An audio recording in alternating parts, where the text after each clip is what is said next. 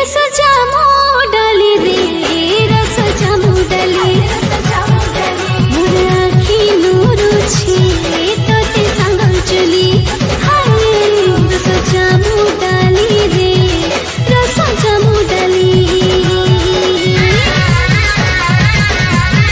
स्वर्गस्थ पिता तुम्ही आजी काली ओ सर्वदा समान अट जगतर पतनावधि मोर मातार गर्भरी निर्मित हेबा पूर्वरु तुमे मते जानी अछ। मु मो जीवन रे आउ गोटे नया वर्ष आरंभ करिथिबारु तुम पाद तले प्रणाम करूछि। Current पळेला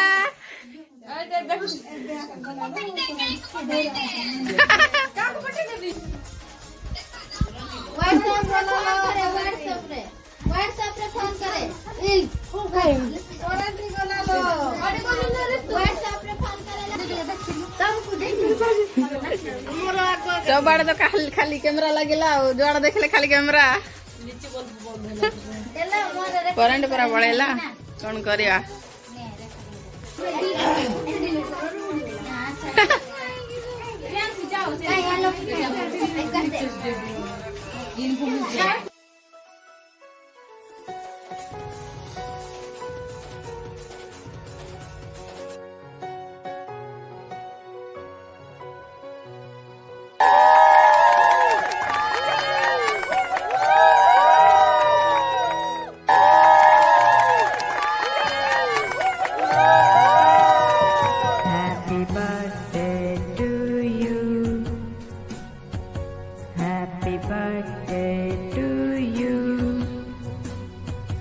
Happy birthday, dear Mami.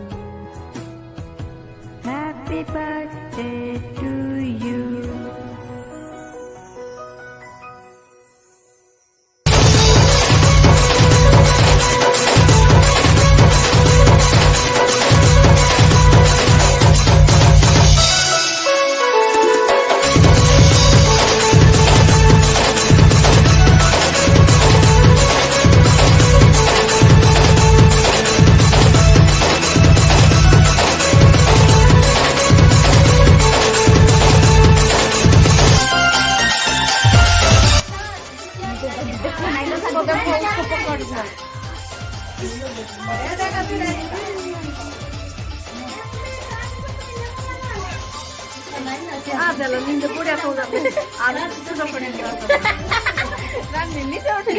Video call कर दिलो